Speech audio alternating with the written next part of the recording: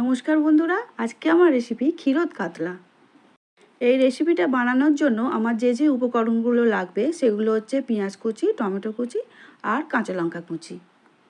আর এক বাটি দুধের মধ্যে 2 চামচ ময়দা গুলে রেখে দিচ্ছি। এখানে আমি 5 পিস কাতলা মাছ নিয়েছি, খুব ভালো করে ধুয়ে জল ঝারিয়ে রেখে দিয়েছি। যেহেতু এই রেসিপিটা সাদা হয় সেই জন্য এখানে তো হলুদের ব্যবহার আমি করব না, গোলমরিচের গুঁড়ো আর পরিমাণ মতো নুন দিয়ে মাখিয়ে রেখে দিচ্ছি। গ্যাসের উপর কড়া বসিয়ে দিয়েছি, সাদা তেল দিয়ে দিচ্ছি বেশ খানিকটা, আর 2 চামচ ঘি দিয়ে দিচ্ছি।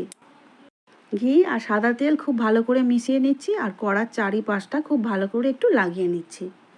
কড়ার তেল গরম হয়ে গেছে, মাছগুলোকে তেলের মধ্যে আস্তে আস্তে ছেড়ে দিচ্ছি। রোজ দিন তো আমরা কত রকম রেসিপি করে মাছের খাই, তাই না? একবার এইভাবে কাতলা মাছের রেসিপি বানিয়ে দেখো, দারুণ খেতে হয়।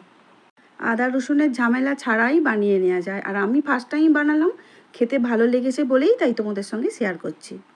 মাছগুলো খুব ভালো করে ভাজা হয়ে গেছে, এবার প্লেটের মধ্যে একটা একটা করে আমাদের তুলে নিতে হবে। মাছগুলো তোলা হয়ে গেছে, এবার ওই তেলের মধ্যেই কয়েকটা কাজু কিশমিশ হালকা করে ভেজে নেব বলে দিয়ে দিচ্ছি। কাজু কিশমিশ যে দিতেই হবে এমন কোনো মানে নেই, তোমরা নাও দিতে পারো, আমি দিলাম এই কারণে টেস্টটা আর একটু ভালো হয়। কাজু কিশমিশ ভেজে তুলে নেবার পরেই ওই তেলে গোটা গরম মশলা দিয়ে দিলাম অল্প করে, দিয়ে দিলাম কেটে রাখা পেঁয়াজ কুচি। পেঁয়াজ হালকা করে ভেজে নিচ্ছি। এবারে দিয়ে দিচ্ছি যে কাঁচা লঙ্কা কুচি রেখেছিলাম, কাঁচা লঙ্কা কুচিগুলো তুলে দিলাম, দিয়ে দেবো এবারে টমেটো কুচিগুলো। সব কিছু একসঙ্গে একটু ভেজে নেব। এবারে দিয়ে দিচ্ছি 1 চামচ ধনে গুঁড়ো, 1 চামচ জিরে গুঁড়ো, 1 চামচ গোলমরিচের গুঁড়ো, দিয়ে আবারও খুব ভালো করে নাড়াচাড়া করে একটু ভেজে নেব। এবারে চাপা দিয়ে 2 মিনিটের জন্য রেখে দিয়েছি মশলাটাকে খুব ভালো করে সিদ্ধ করার জন্য। সমস্ত কিছু খুব ভালো করে রেডি হয়ে গেছে, এবারে ভেজে রাখা কাজু কিশমিশটা আমি দিয়ে দিচ্ছি, দিয়ে আবারও একটু ভালো করে মিশিয়ে নেব। মেশানো হয়ে গেছে, এবারে দিয়ে দিচ্ছি পরিমাণ মতো জল। ঝোলটা ফুটে উঠলেই মাছগুলো আমাদের ঝোলের মধ্যে দিয়ে দিতে হবে। এবারে ঝোল খুব সুন্দর ফুটে উঠেছে, মাছগুলোকে আস্তে আস্তে ঝোলের মধ্যে দিয়ে দিচ্ছি।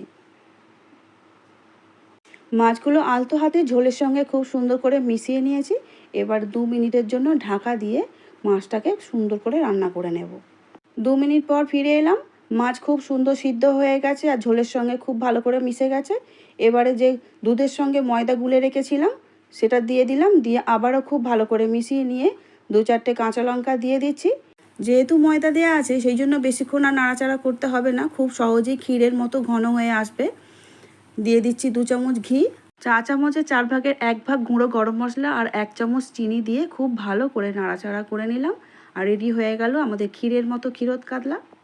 আমার ভিডিও ভালো লাগলে লাইক শেয়ার সাবস্ক্রাইব করার অনুরোধ রইল। আর ফেসবুক পেজ থেকে যারা দেখছো বন্ধুরা পেজটিকে ফলো করে দিও প্লিজ। দেখা হচ্ছে পরের ভিডিওয়। পুরো ভিডিওটা দেখার জন্য অসংখ্য ধন্যবাদ।